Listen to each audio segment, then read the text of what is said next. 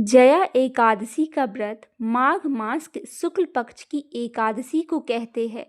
पौराणिक दृष्टि से इसका महत्व बहुत खास माना जाता है।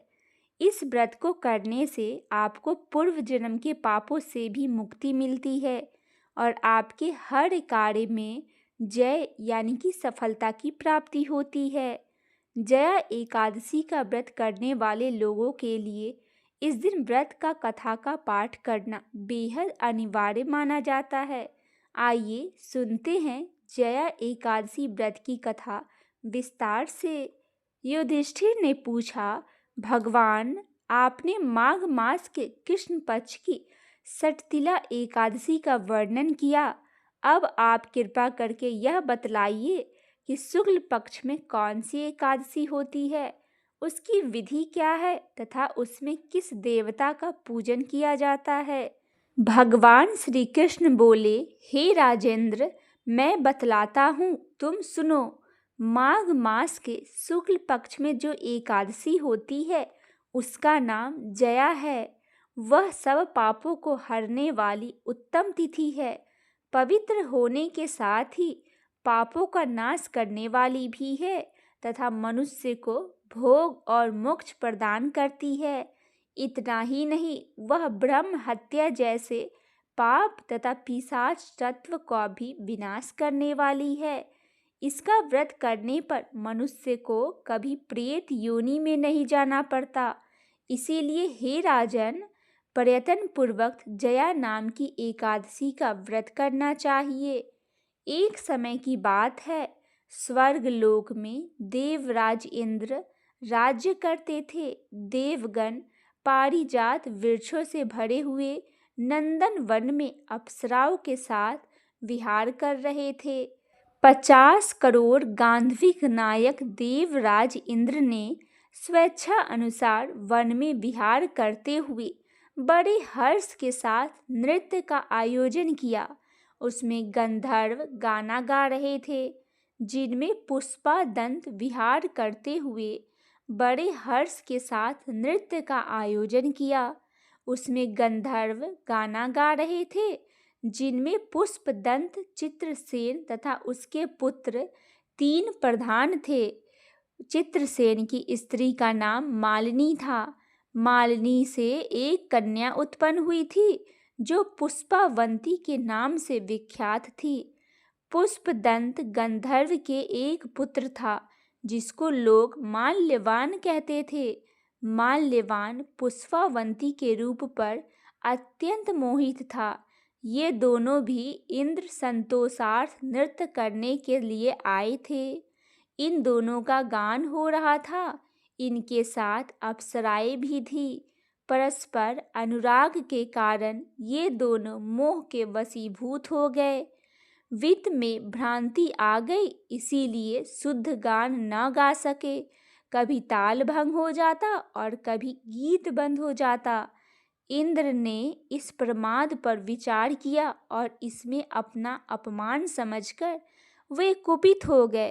अतः इन दोनों को श्राप देते हुए बोले, ओ मूर्ख, तुम दोनों को धिक्कार है।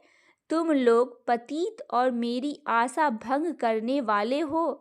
अतः पति पत्नी के रूप में रहते हुए पिशाच हो जाओगे। इंद्र के इस प्रकार श्राप देने पर इन दोनों के मन में बड़ा दुख हुआ। वे हिमालय पर्वत पर चले गए और पिशाच योनि पाकर भयंकर दुख भोगने लगे। शारीरिक पातक से उत्पन्न ताप से पीड़ित होकर दोनों ही पर्वत की कंदराओं में विचरते रहते थे।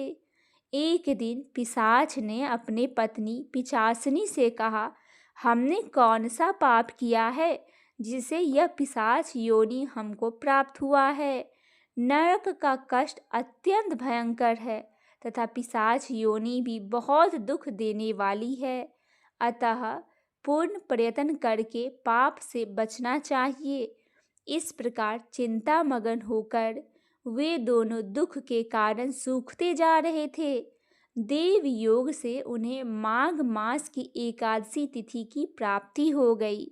जया नाम से विख्यात तिथि, जो सब तिथियों में उत्तम थी, उस दिन उन दोनों ने सब प्रकार के आहार त्याग दिए, जलपान तक भी नहीं किया और किसी जीव की हिंसा भी नहीं की, यहाँ तक कि फल भी नहीं खाया।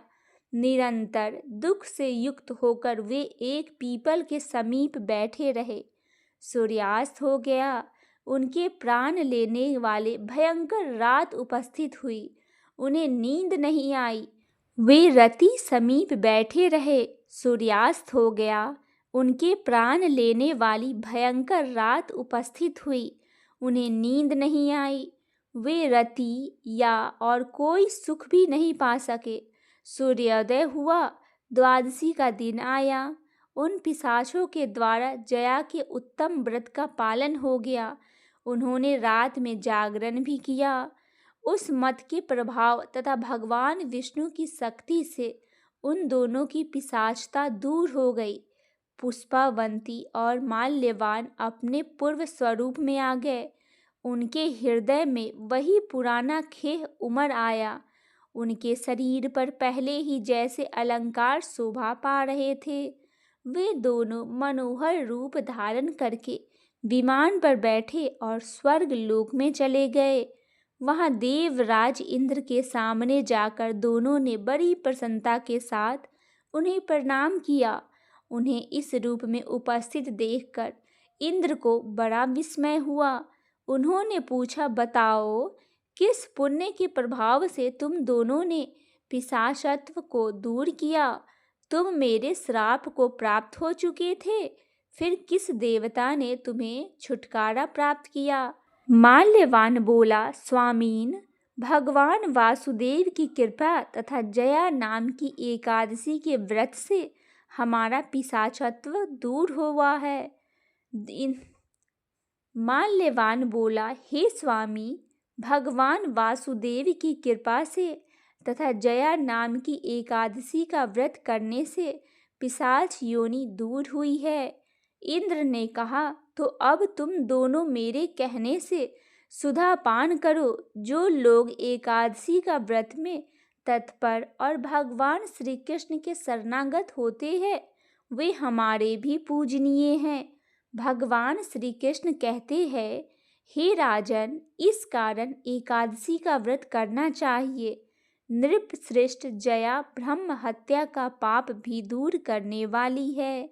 जिसने जया का व्रत किया, उसने सब प्रकार के दान दे दिए और संपूर्ण यज्ञों का अनुष्ठान भी कर लिया। इस महात्म्य के पढ़ने और सुनने से अग्निष्टोम यज्ञ का फल प्राप्त होता है।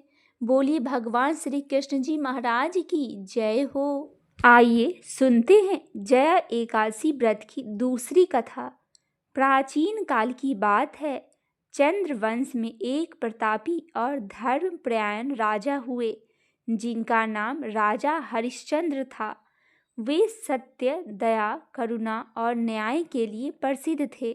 उनकी प्रजा उन्हें देवताओं के समान पूजती थी। राजा स्वयं विष्णु भक्त थे और नियमित रूप से व्रत, दान और यज्ञ करते थे। राजा हरिश्चंद्र ने राज्य में एक बार अत्यंत समृद्धि, किंतु काल चक्र के अनुसार एक समय ऐसा आया जब उनके जीवन में कठिनाइयों का आरंभ हुआ। देवताओं और दानवों के बीच निरंतर संघर्ष चलता रहता था। दानवों को पराजित करने के लिए देवताओं ने कठोर तप किया, जिससे भगवान विष्णु प्रसन्न हुए और उन्हें देवताओं की रक्षा का वचन दिया। इसी समय दानवों को भ्रमित करने के लिए भगवान विष्णु ने मोहिनी रूप धारण किया। मोहिनी अत्यंत सुंदर, आकर्षक और तेजस्विनी थी। उनकी सुंदरता से देवता, दानव और मनुष्य सभी मोहित हो जाते थे। एक दिन राजा हरिश्चंद्र ने मोहिनी को देखा। वे संयमी और धर्मनिष्ठ थे, फिर भी मोहिनी की दिव्य सुंदरता के प्रभाव में आ गए। धीरे धीरे उनका मन विचलित होने लगा। राज्य कार्य में उनकी रुचि कम होने लगी और वे मोहिनी के प्रति आसक्त हो गए। इस मोह के कारण राजा ने अपने धर्म, कर्तव्य और सत्य के मार्ग से विचलन करना शुरू कर दिया। राज्य में अव्यवस्था फैलने लगी। देवताएं भी चिंतित हो उठे कि एक महान विष्णु भक्त इस प्रकार के मोह में कैसे फंस गया। राजा के इस पतन से उनके जीवन में दुखों का आगमन हो गया। राज्य छिन गया, परिवार बिखर गया और वे निर्धनता के जीवन बिताने लगे। रोग, अपमान और पीड़ा ने उन्हें चारों ओर से घेर लिया। एक दिन अत्यंत दीन अवस्था में राजा हरिश्चंद्र वन में भटक रहे थे। वहीं उन्हें एक तपस्वी साधु मिले। साधु ने राजा की दशा देखकर करुणा से पूछा, वत्स, तुम कौन हो और ऐसी दयनीय अवस्था कैसे हो गई तुम्हारी? राजा ने रोते हुए अपनी पूरी कथा साधु को सुना दी। साधु मुस्कुराए और बोले, राजन, यह सब माया का प्रभाव है। मोह ही मनुष्य को पतन की ओर ले जाता है। किंतु यदि तुम सच्चे हृदय से भगवान विष्णु की शरण में जाओ और जया एकादशी का व्रत करो तो तुम्हारे सारे पाप नष्ट हो जाएंगे। राजा ने साधु से व्रत की विधि पूछी और साधु ने विधि बतलाई। माघ मास के शुक्ल पक्ष की एकादशी को जया एकादशी कहते हैं। इस दिन पूर्ण उपवास या फलाहार करना चाहिए। रात्रि में हो सके तो विष्णु सहस्त्र नाम का पाठ करे और ओम नमो भगवते वासुदेवाय का जाप करे और रात्रि जागरण करे।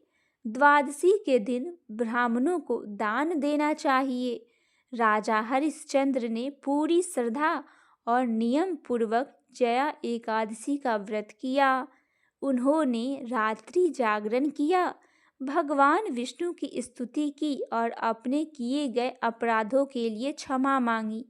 भगवान विष्णु उनकी भक्ति से अत्यंत प्रसन्न हुए। रात्रि में स्वयं प्रकट हुए और बोले, राजन, तुमने अज्ञानवश मोहवश पाप किया था, किंतु अब तुम्हारा हृदय शुद्ध हो चुका है। जया एकादशी के प्रभाव से तुम्हारे समस्त पाप नष्ट हो गए हैं। भगवान के वरदान से राजा को पुनः उनका राज्य, परिवार और सम्मान प्राप्त हुआ। उनके जीवन में सारे कष्ट दूर हो गए और वे पहले से अधिक धर्मनिष्ठ बन गए।